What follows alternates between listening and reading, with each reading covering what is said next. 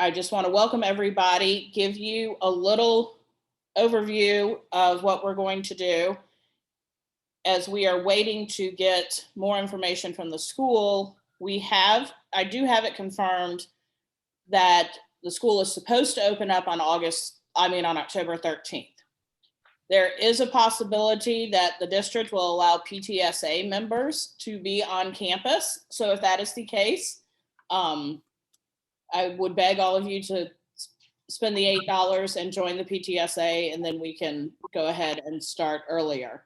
I'm waiting for full confirmation on that. I did learn that no matter what, FAFSA night can go on October 12th because of the fact that it is after school hours. So no matter what, we will be able to have FAFSA night even if the school is still in a no volunteer on campus, which is wonderful news because we have people come in from HEC, UT, USF. It's hard to get on their calendars. So the fact that we can have a commitment to that is great.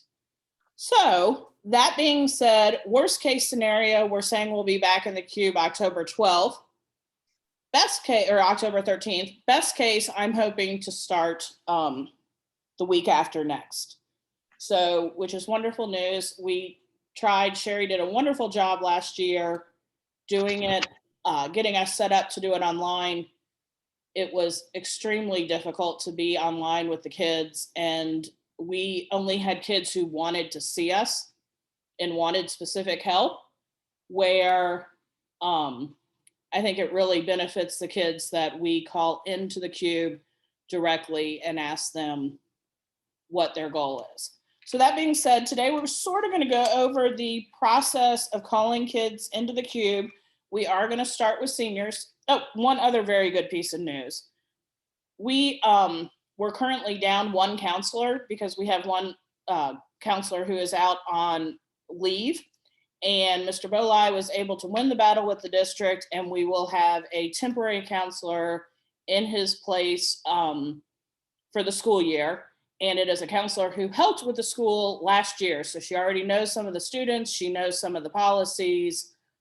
So that's a great fill in. So we will now be back up to good numbers in the counseling office. But they would like us to start with the seniors. So that's sort of going to be our focus today. So I'm going to go into a little bit about the process, and then Anne's going to go a little bit into talking with the students, and I'm hoping that some of the old timers will also chime in with some of their best practices and things like that. So the first thing we are going to talk about is you're going to start receiving more consistent emails that will have a scheduling tool in it to sign up. And I'm going to show you real quick on my desktop, the sign up sheet. So we're going to try that. We're going to open initially with Tuesday, Wednesdays, and Thursdays. We've learned Mondays are sometimes club days, which are a disaster. Fridays by lunchtime, kids have checked out. So we're going to start with the most consistent time, which is your Tuesday, Wednesday, Thursday. So I will send out the sign up, and we're going to let people pick. In the past, we've sort of said you had to pick a specific shift, and as people work and have more things going on, that can be more challenging. We will say that we would like you to do at least one shift a week. And I think you'll probably fall into a routine that it becomes a consistent time slot. But this way, we're going to let everybody sign up for their own shifts and they can see. So you will get, through sign up, a calendar, and it will have a shift on it like this. So you would click on it, and then it's going to say experienced volunteer or volunteer training. I have no idea why it put it not in time, date, order, but I'll try and figure that out. So if you are an experienced volunteer, obviously we would like you to take one of the experienced volunteer shifts. And if you're a new volunteer in training, pick up shifts where there is an experienced volunteer in there as well. So it should be very easy. You would just click on it. You put your name. It's just like Sign Up Genius. It's just a different one that allows you to do this computer way. So this way it'll let everybody know where their shifts are. You can go and look, and I'm going to try and do it at least a month out so you can really see and plan on your time from that. Anybody have any questions on that? Does that make sense? Okay. So once Emily, yes. Emily, real quick, where will this Sign Up Genius be? Is it posted somewhere, or will you send it as an email to all? It will come as an email, and then you will have a permanent link to it, and it will be one that will be fluid throughout the year. So once you get that link, you can save it. Okay. So that is a sign up link. So then you will have to go into, when you come to school for your shift, you'll go in through the front office, and the cube is, which is kind of awkward explaining all this, but you'll see it and it'll make more sense when you get there. The cube is located in the media center. And if you are new to the school or have not been to the media center because you haven't been allowed around campus, there's somebody in the front office who will help you get there. But the media center is located, if you go out the back door of the front office, you turn right and you go down the open hallway, continuing till you no longer have open hallways, the doors are on your right. So, and the cube is located in the media center. So when you enter the cube, there is going to be, there are desks, which we are looking a little bit to relocate or to move around a little bit. And there is, will be some computers for the students. There's posters on the walls that have different applications. And the first shift, you're not going to call students right away. Everybody can come in, sort of wander around, check out what's going on, get a better understanding of the room. Then we have our wonderful data entry people who get information from the school, and they make, and I don't have like a sample where I can show you, but they'll make call sheets for us, which are by period. So it'll have on it, first period, these students are seniors and these are their electives, because we only call students in from their elective periods. We can't pull them out of class. And to that note, when you're meeting with a student, you hear the bell ring, you either need to wrap up really quick or ask them, what next period is, because you'll also learn that some kids like to come hang out in the cube and not go to class. So we don't want to upset the teachers, and we want them to go on to their class. So we will get a list, and we will send out a little green pass that we have runners who are in the cube that are in the media center, and they will take the passes to the classroom. And then the teachers will send the student, when they're done with their work, down to see you. So when a student comes in, we have two different things that we use. The senior to-do list, which is a form that we are going to give to the student. And I'm in the process of working with a couple students now to rework this to make it more kid-friendly. A lot of the feedback we got was, I'm not reading all that. So we are looking to make it so it's like, it would have the ACT dates and then like a QR code where they could click on it and go sign up. Instead of really talking about what FAFSA is, it'll have a QR code where they can go and sign into their FAFSA. Instead of having to type this in for Naviance, which they're not going to do, again, a QR code where they can go and scan and get into their Naviance. So trying to make it more appropriate for the students. So this is it will be the same concept, same information. And this is the one that you give to the senior. And Ann will talk a little bit about that, or some of the others, in a minute. But I normally hand it to them with a pen, because if you make them write down the things they need to do, they will be way more engaged than if you write it down and say, okay, take your to-do list home. So the student will get this list, and then at the same time, you will have, so that this is not memory on your part, a checklist that we will go down, and we go down with the student. It will have the student's name already printed on it. This is just the template.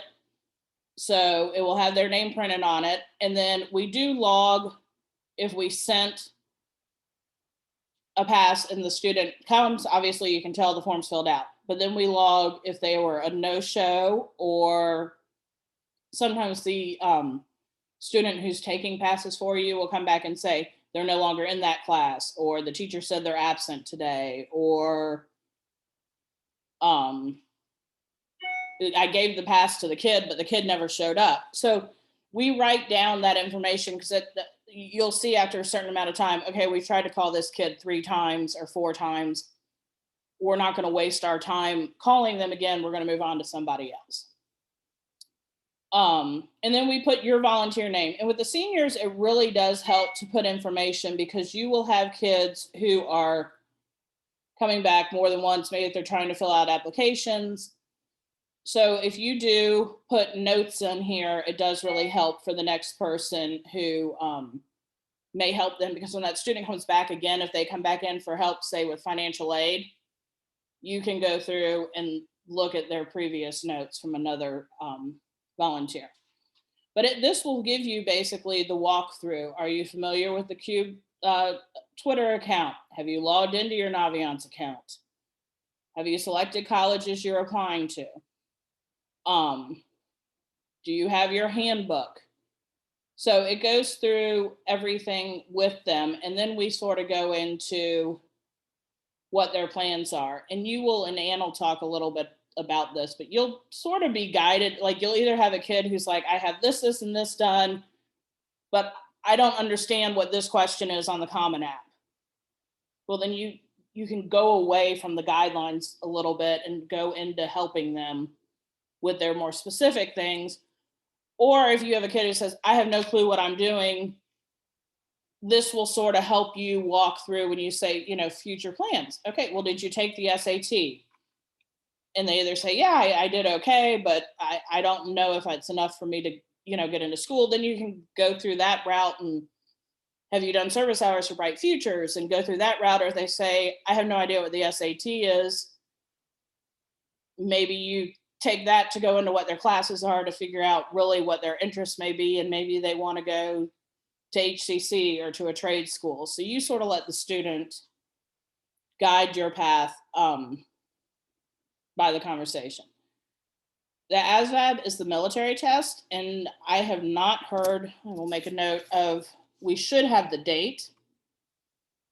And you will see in the CUBE, it's sort of broken up where there's like a military section, a trade school section, a 4-year college section, an HCC section.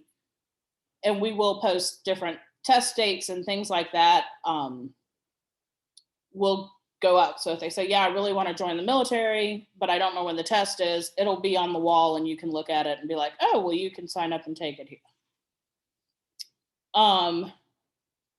Then as you start talking, we will go into, have you signed up for your financial aid? Have you done your FAFSA? If it's before October 12th, you want to encourage them to come to FAFSA night.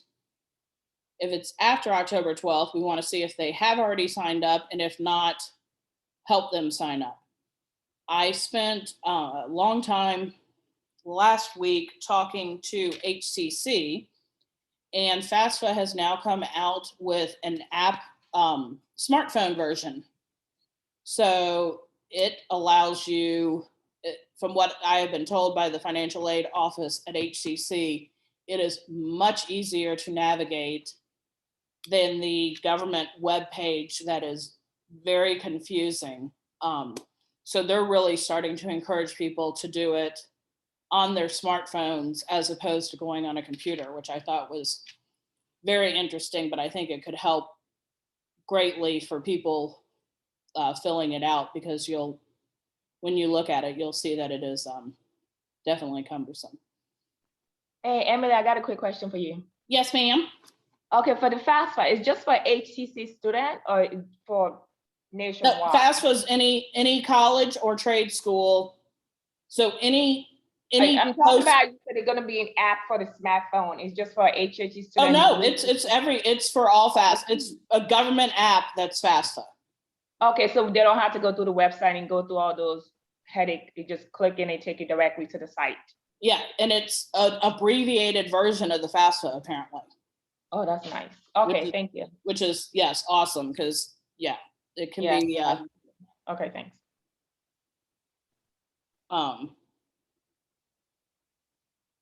So okay, so yes, the FAFSA being on a smartphone is awesome. It eliminates a lot of the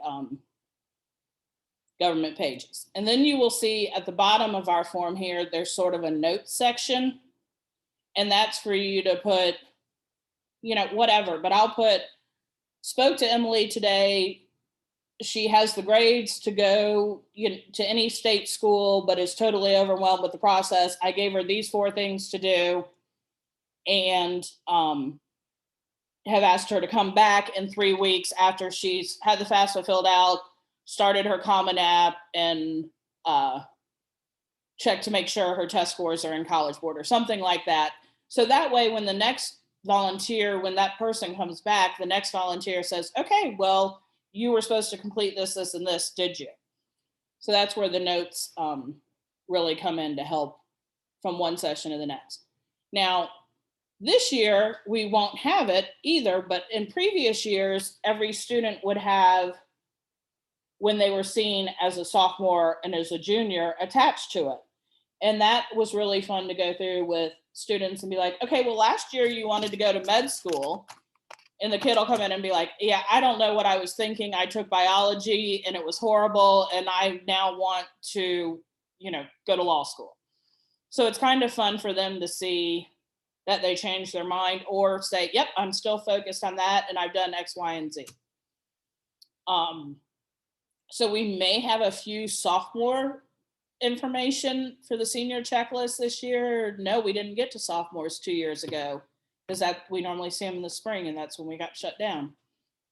So anyway, there won't be that attachment, but you will see that going forward in the future. So I'm going to stop or I'll see if anybody has any questions on anything on sort of the technical part of the process. And if not, I'm going to stop talking for a few minutes and I'm going to let Anne talk about sort of best practices on how she talks to the students and, you know, how to open conversations and things like that. And then we'll go back to more questions. Thank you, Emily. I need to let you know that I have had an air conditioning person here, and that's, I didn't actually get to hear everything Emily said, so I might actually contradict Emily. I don't know what she said, so, but I can tell you what I usually do. And so for those of you who didn't hear my introduction, because I think there's a couple newer names here, I have been working in the Cube since 2012, so actually 9 years, yeah. And then I started another one at Armwood High School, and then I helped start 4 other ones in Pinellas County. So it's been always a volunteer activity for me, and I pretty much everything I did in the Cube, I've now kind of exported to all these other college and career centers. Which isn't to say it's the right way to do it. So I'm always open to any feedback that you might have. But mostly so when the pass goes out to the seniors, because we're going to be working with the seniors first, I usually, when they walk in, they're usually kind of holding it like this, like, what have I gotten in trouble for? Because if they don't really know much, they're basically, it's like they're being called into the principal's office. They don't really know why. And so that's usually where I begin is like, hi, you know, my name is Mrs. Eason, and I'm glad that you made it to the Cube. And then we have them sign in. I'm not sure how we're going to, you know, I'm not sure if all these procedures will be the same. And then after they sign in, I say, let's sit down here. Let me get you, you know, this form and that form. And I put the to-do list in front of them.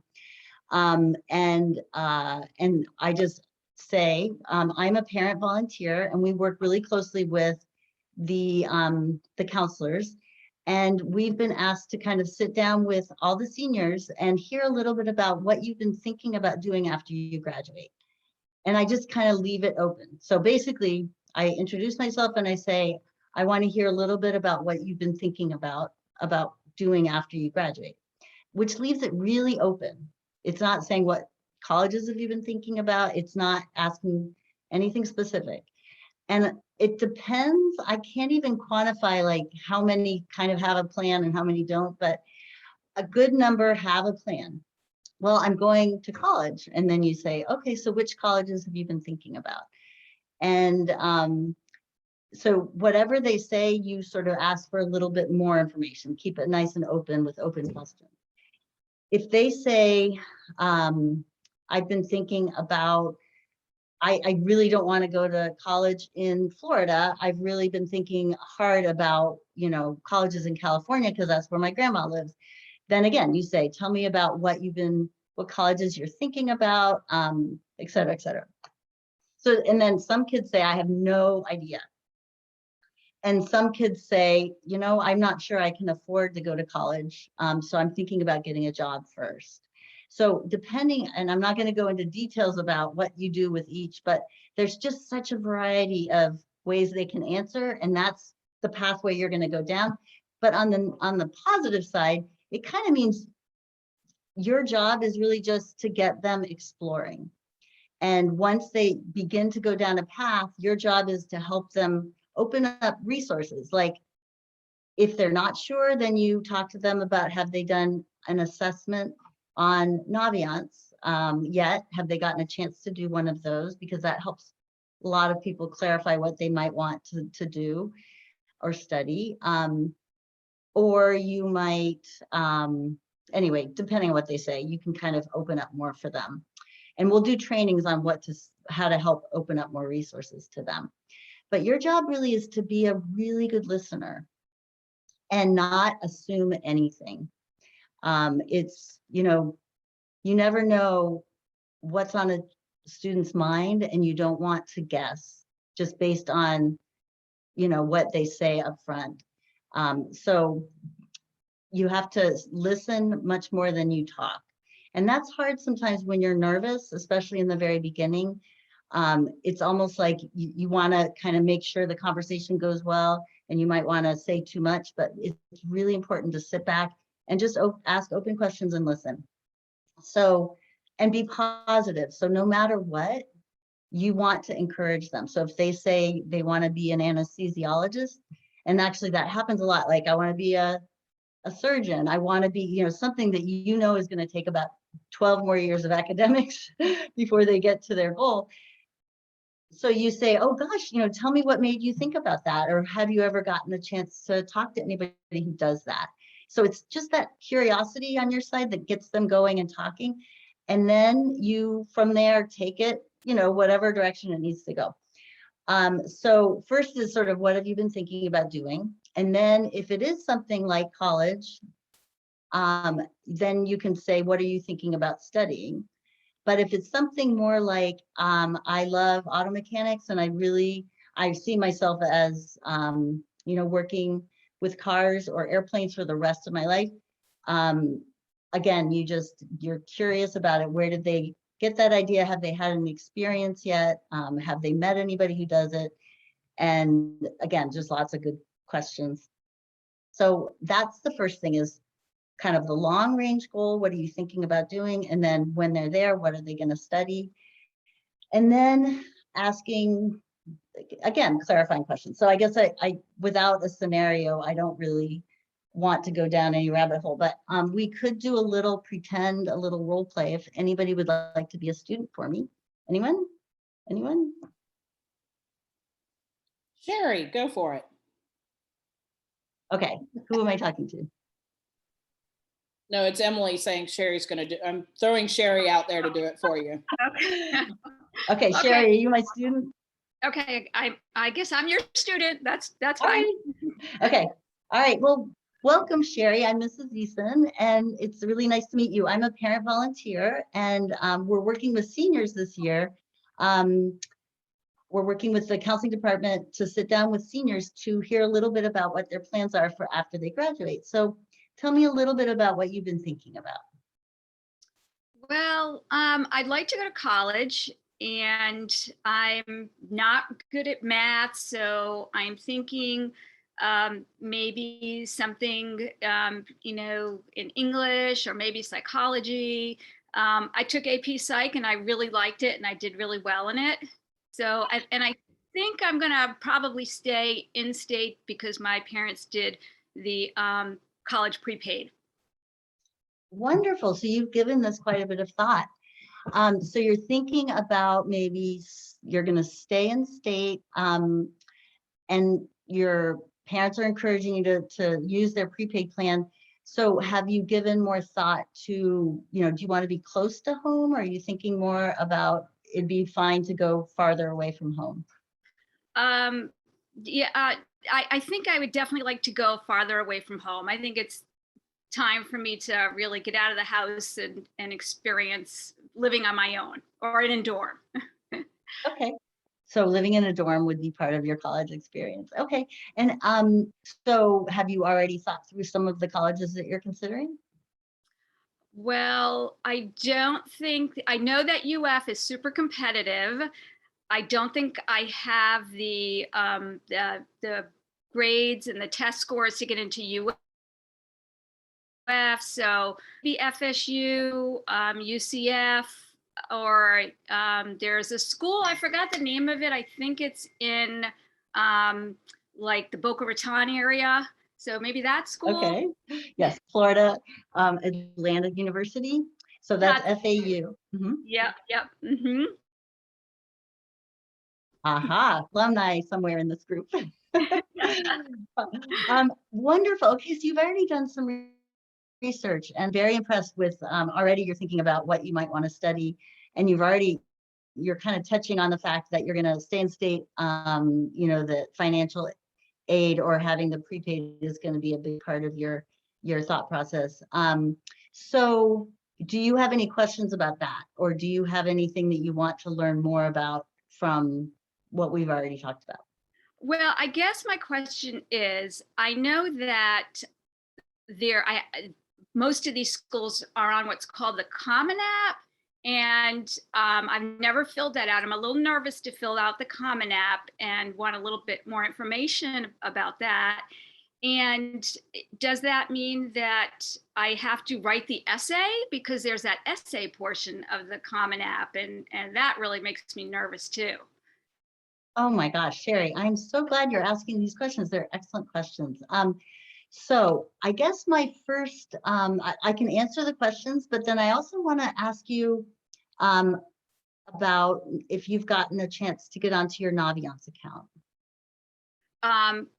Yes, I've gotten onto my Naviance account. I didn't do all the stuff I was supposed to do over the summer. So I'm just starting out with that. I know that there's different things. I can't really remember much about what I learned last year. So, but I think I can do research on Naviance, and I think there's a resume section. Yeah. Okay. That's why I was asking, is that sometimes if you get on your Naviance account and work on a couple aspects of it, which is researching the colleges, they've got great information about all the colleges you mentioned. So you can read lots more in detail about what they offer with majors, lots more about their student diversity, their situation for housing and all those details that might be nice to know about. And then they also let you know more about what your application, what the deadlines are, and that kind of thing. But the colleges that you mentioned are all on the Common App. So I'm glad you brought that up. And it is a kind of a scary thing, but on the other hand, it's really not, because the Common App is a common application that many colleges, about 900 colleges across the United States, use the Common App. And it's very systematic. So you go in, you set it up for yourself, just like every other account or platform that you sign in with. You put your email in there, you get yourself a password, and then you put in the colleges that you're looking at. And what's really wonderful about the Common App is they will be very clear with you whether those colleges might require an essay or not. So for example, FAU does not require any essays. UCF has an optional essay. FSU has an essay. So not all the colleges that you mentioned have requirements for essays, but all of them do have a requirement for including all your activities. And that is something that you can start on. And I don't want to confuse you too much, but if you have a resume, it really makes your application to college a lot easier because everything is already written chronological order. And so on Naviance, which is something that Robinson provides for all the students, you can begin your resume. But I don't want to get sort of faster. I don't want to go beyond what we've already talked about because it's just really confusing.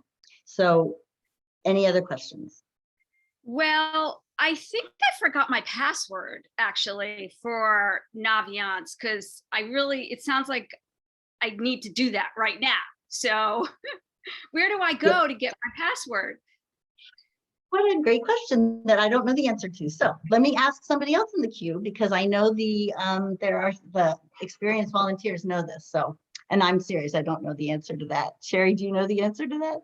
Or I can give you the answer. It is, and that is a common thing, which we are going to see that as a bigger problem this year because when we see younger students in the Cube, we ask them to put their email address in Naviance for this exact reason.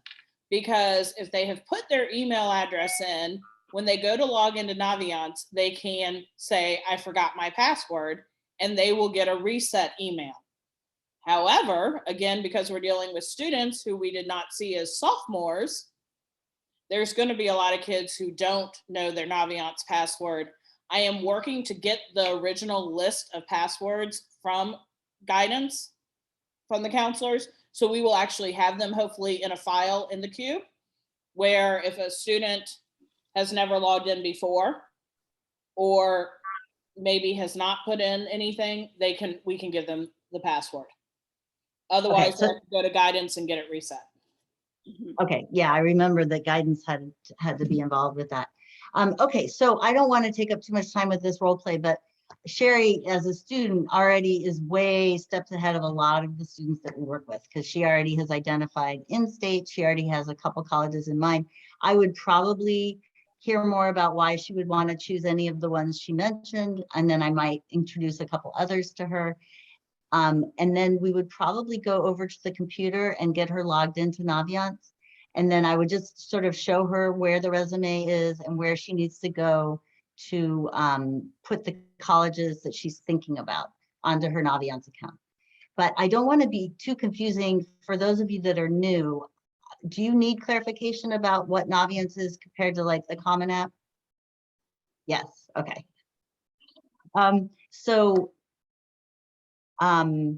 Naviance is something that students at Robinson started having access to, and Robinson and Plant High School are the only two high schools in Hillsborough County right now that have this thing called Naviance. Pinellas County actually bought it for all of their students, but Hillsborough County, we had to purchase it for Robinson. So it's a platform that is basically like a college counselor in itself. It's a computer program that's like a counselor.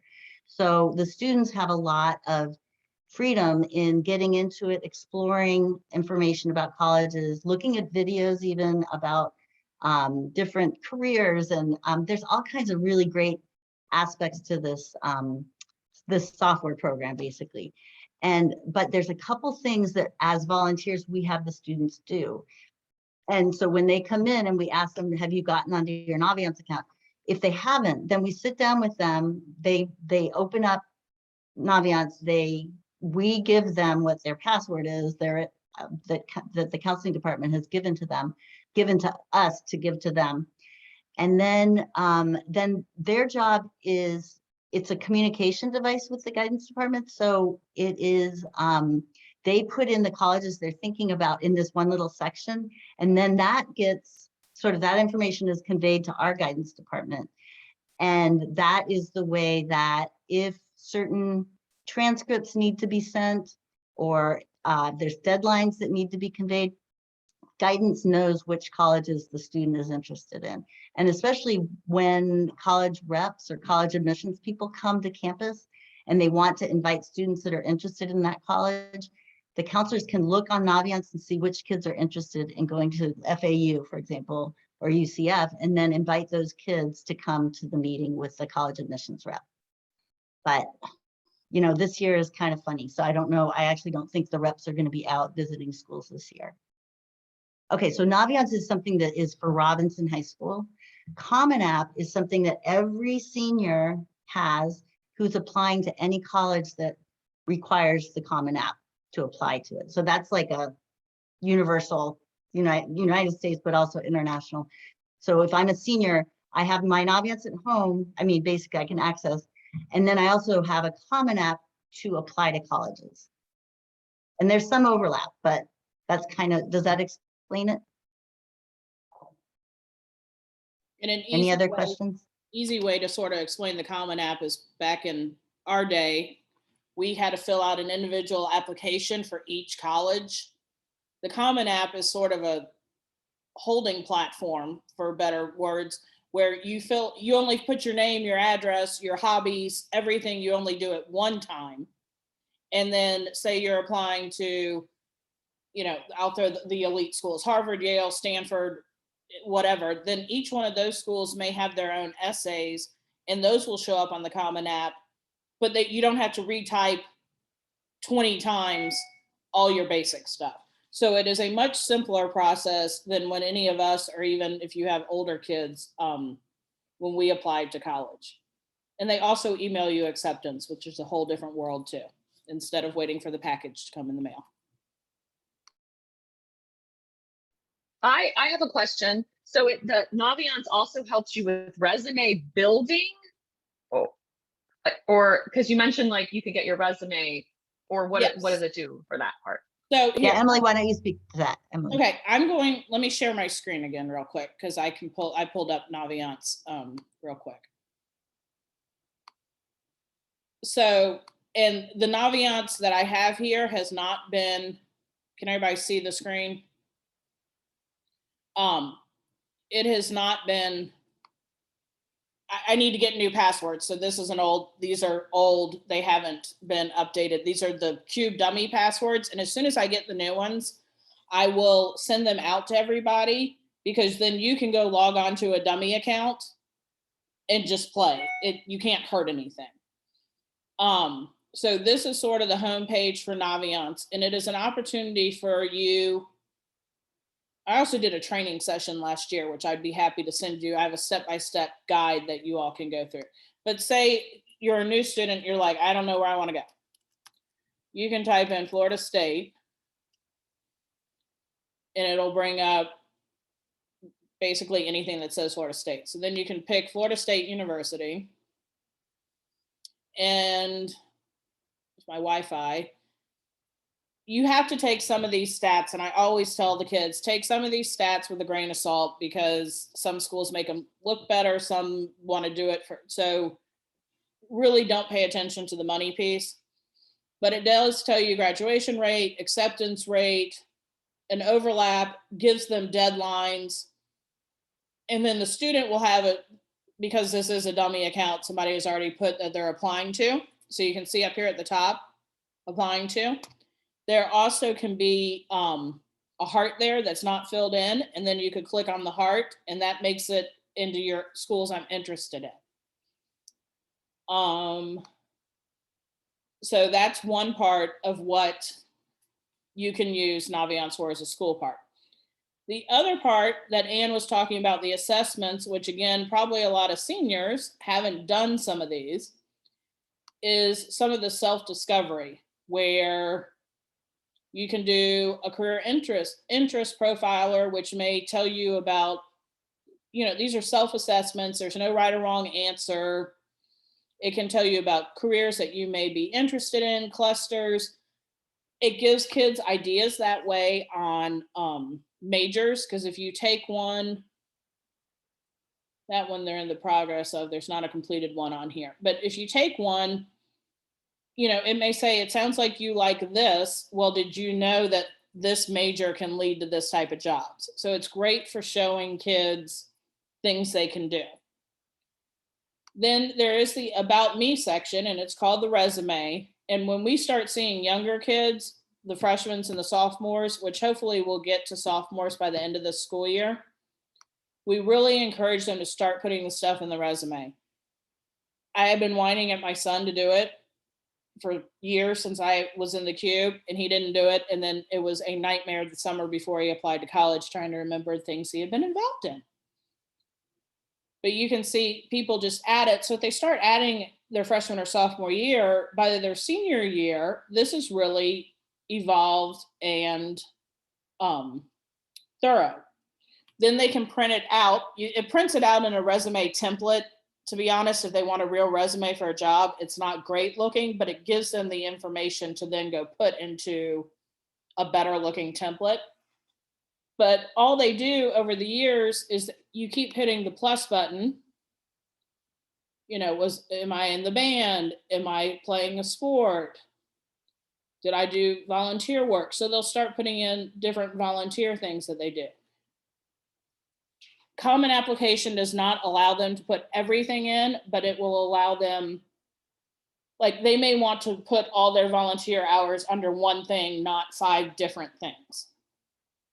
But this resume gives them that information. The resume is also great when if they need letters of recommendation, because they can provide it to the guidance and to their teachers so that the letter can be much more personal.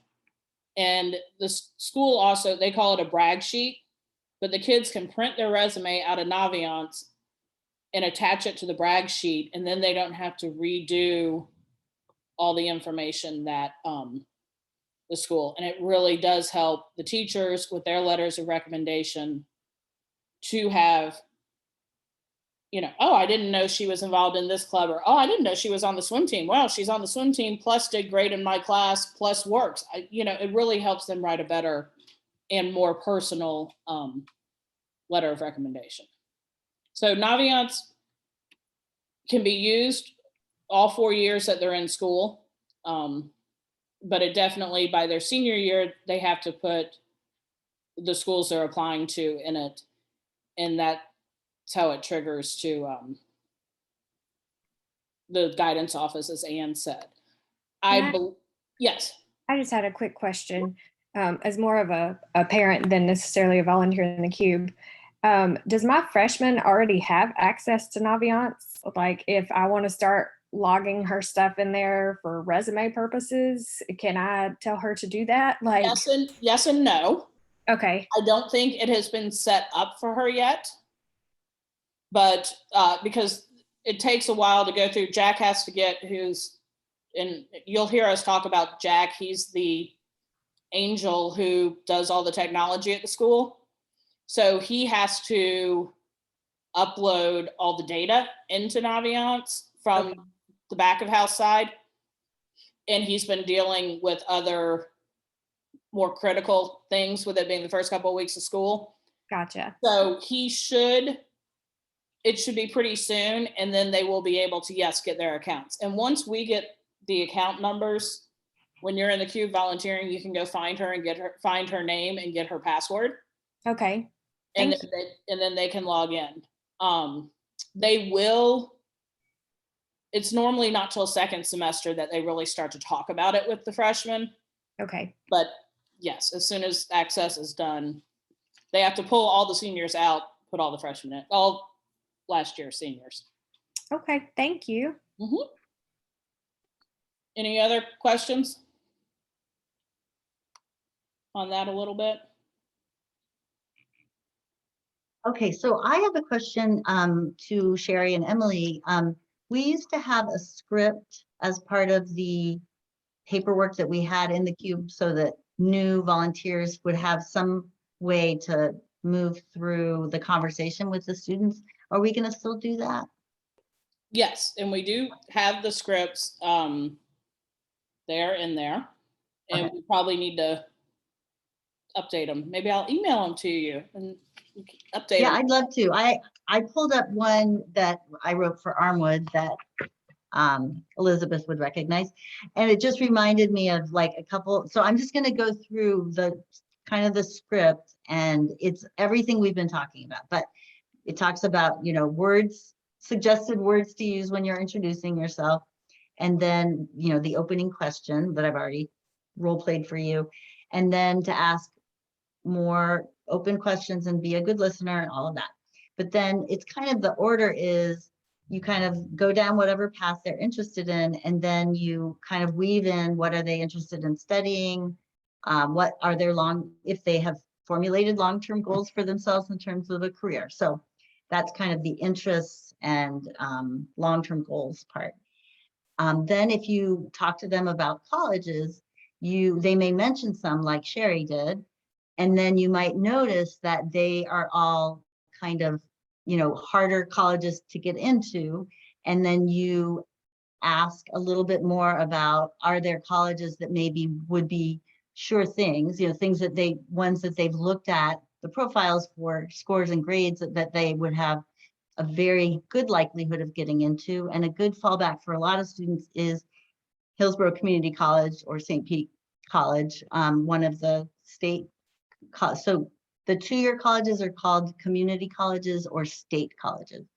The four-year ones that we talk about, like UF, FSU, USF, UCF, all those are called state universities. And the only reason I'm pointing that out is that you'll hear colleges and universities, and they actually mean different things in the state of Florida. So the colleges are the ones that basically actually don't have any requirement, no GPA requirement, except you have to be able to have graduated. So you had to have at least a 2.0. So to graduate in Hillsborough County, you have to have a 2.0. Actually, to graduate from high school in all of Florida, you have to have a 2.0. So if you graduated from high school, then you're eligible to go to a state college. So it's open enrollment, meaning open admission. They have to accept you if you graduated from college, from high school. But of course, the universities are more selective. And so often we try to make sure kids have balanced lists. Like there's a lot of kids that I've worked with who are top heavy with the very, very selective, super difficult to get into colleges. And they've got about 10 of those. And then they've got their backup of USF. And so they're going to be maybe having a tough day when it comes time to getting their acceptances. Any college on their list, they need to truly be happy about going to. They shouldn't have anything on their list that they would not want to go to. So a balanced list. And then once you kind of get the list together, that's when you say, tell me what you know about the deadlines. When are some of these applications due?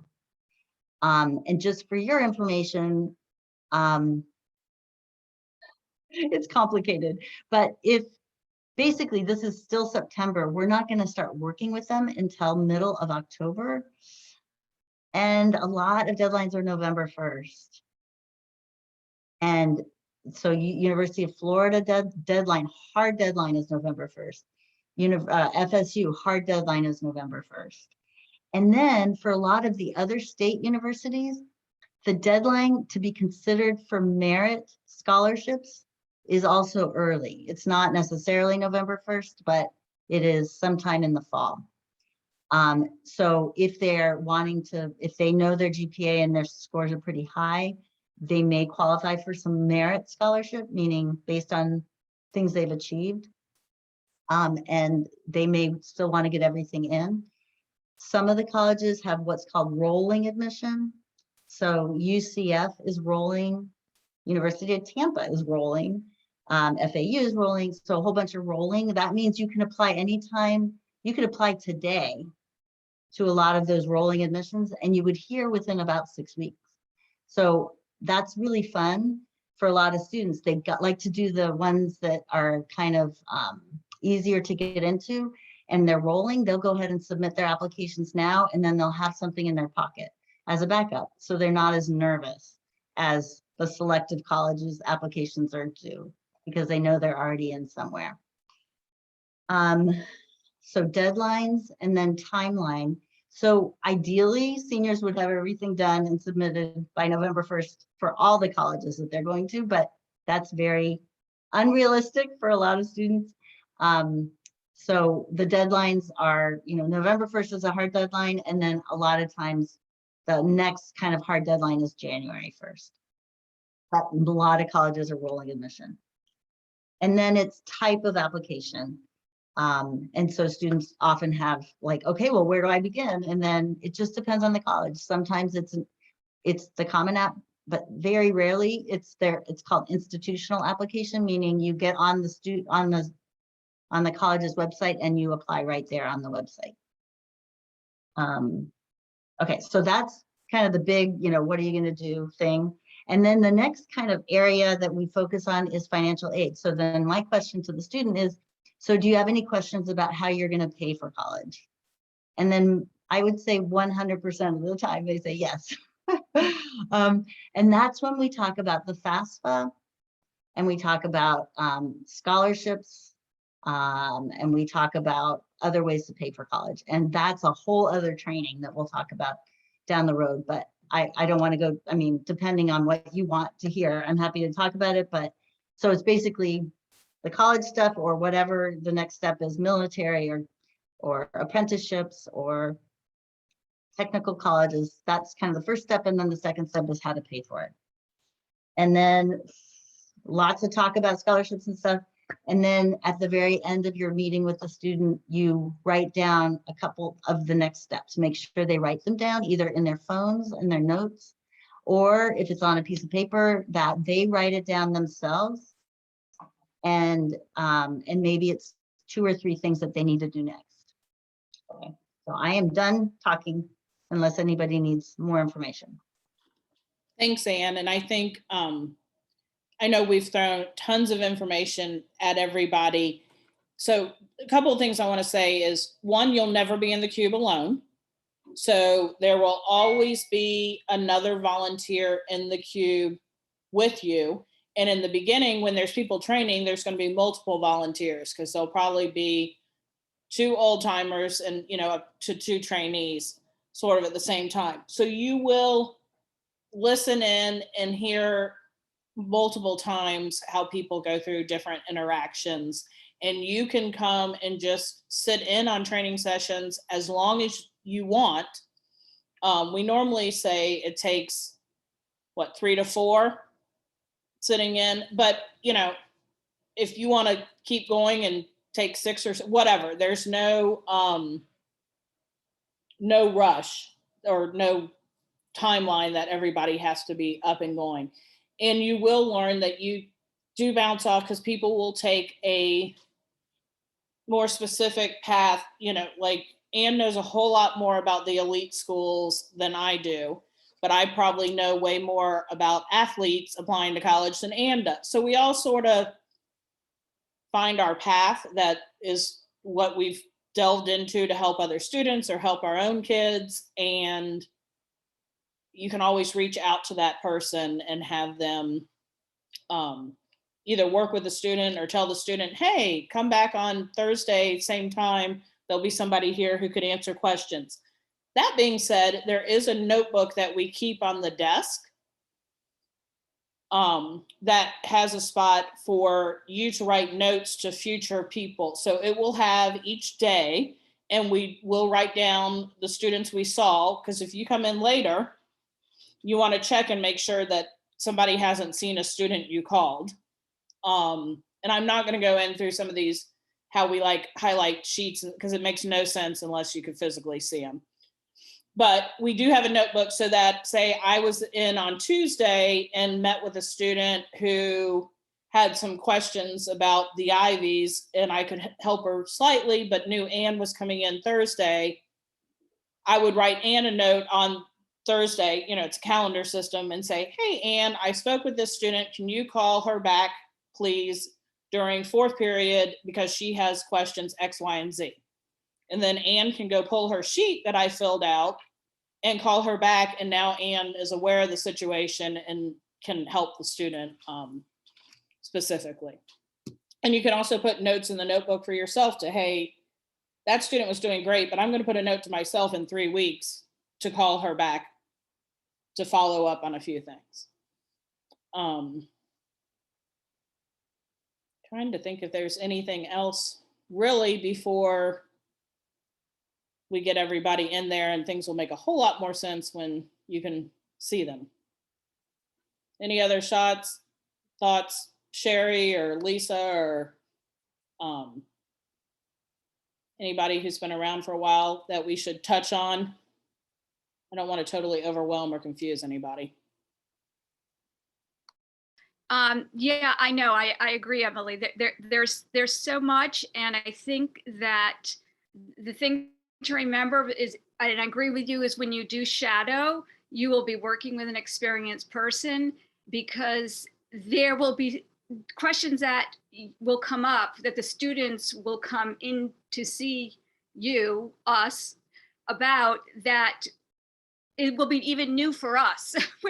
I can only say that we're always learning, and we're always communicating with one another, and we do a lot of research to help out the student as much as we can. If we can't at that point, we can say to them, well, let me look into that.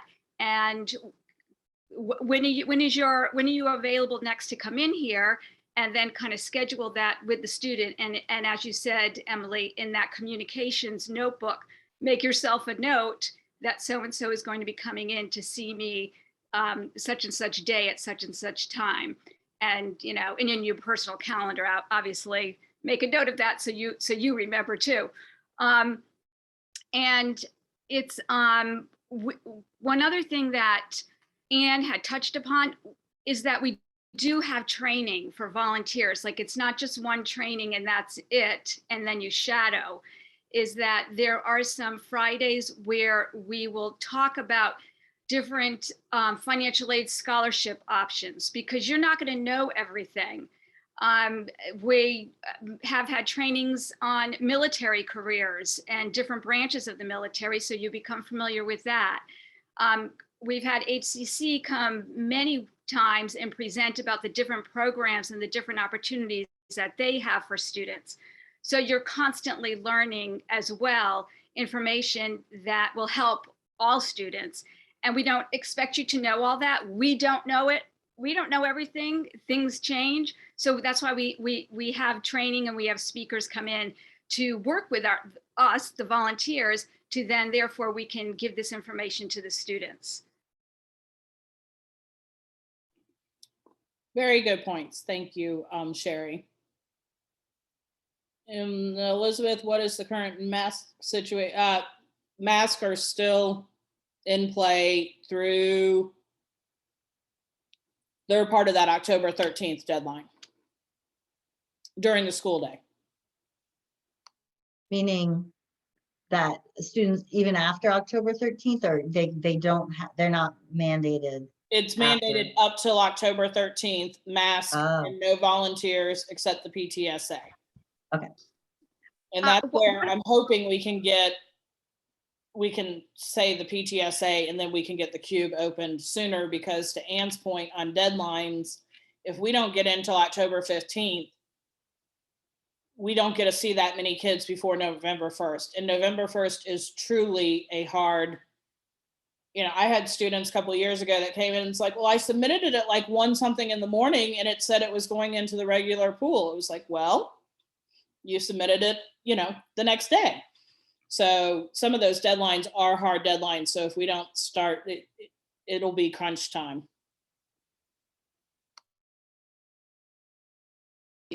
And also the transcripts too, that is part of Naviance in a way that's part of the application process for the students.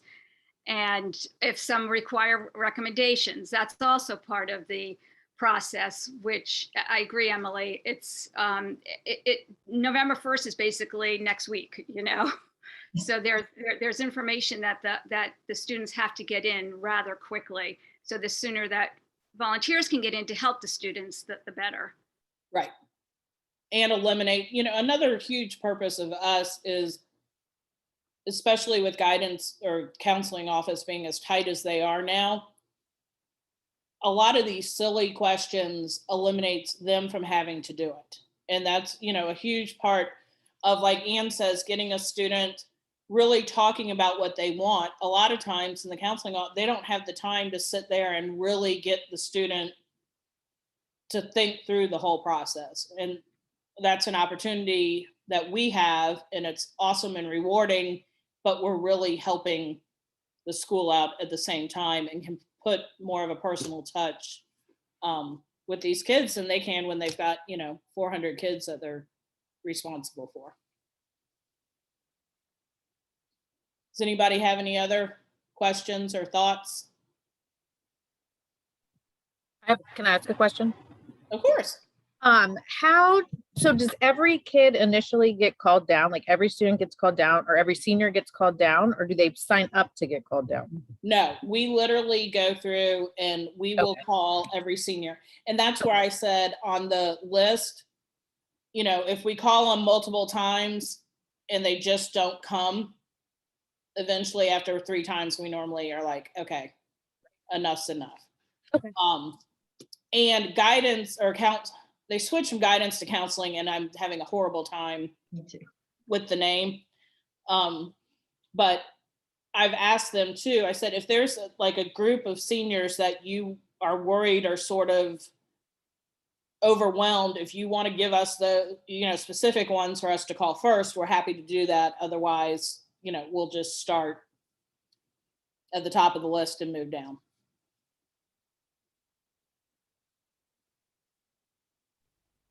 Yeah, we just history-wise, the very first year we started the Cube, we were given lists of students to call in, and we had no idea why, because the college and career counselor would choose, and she would never tell us why. So anyway, that's how, in the end, it's just been so much better to just basically call kids alphabetically. So that it's not like targeting only the high achieving kids or only the kids that are in, you know, a vocational track. So it's a nice variety. Yeah, and then as I said, traditionally, we'll call seniors first, which hopefully, if any luck, we could be done with the seniors by, we really need to be done with them by Christmas. And then by juniors, then you start calling the juniors, and then we'll have the data for the juniors going into their senior year, but that way we can work with the juniors to try and get them ahead of the game, or not ahead, just sort of on pace.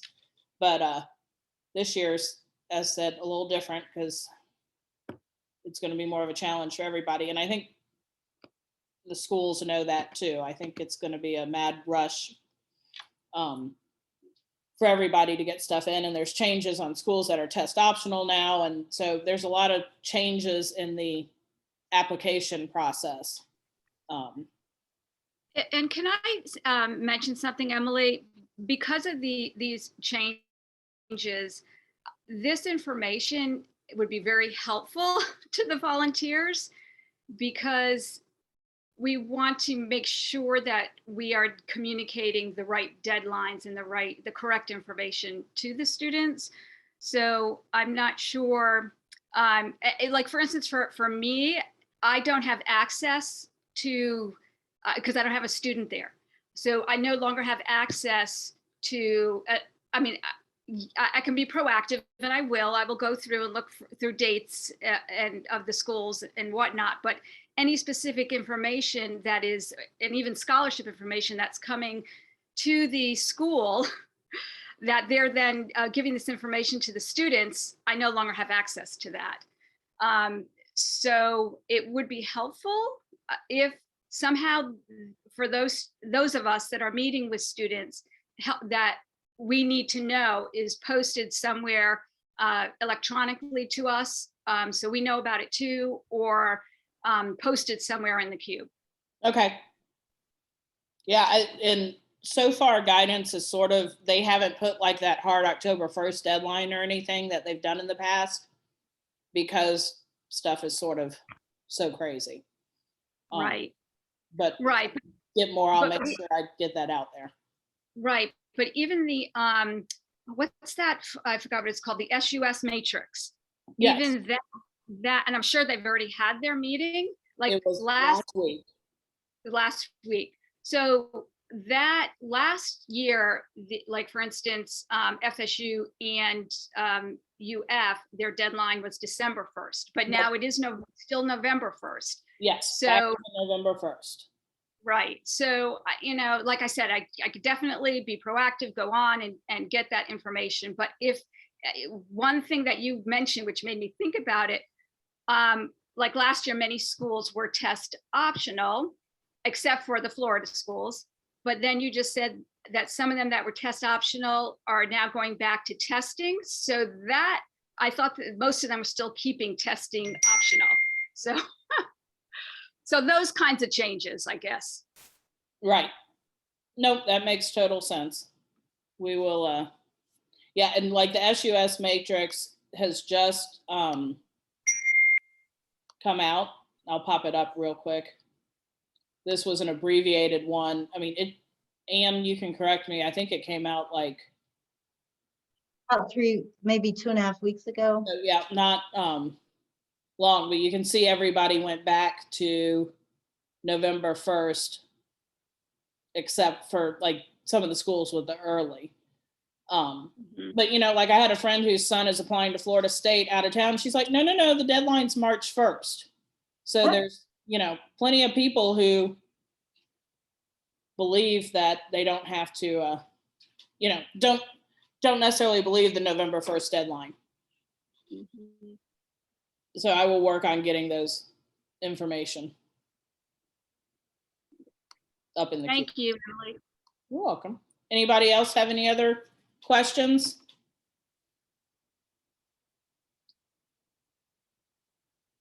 All right, well, I hope we didn't overwhelm, but as you know, I'll keep saying you can have as much time in the cube and it will all make more sense. We normally have this session actually sitting in the cube, and it's so much easier to be like, pick up and hold up a clipboard and talk about what it is, but you will be able to see and understand much better when we can get back in there in person.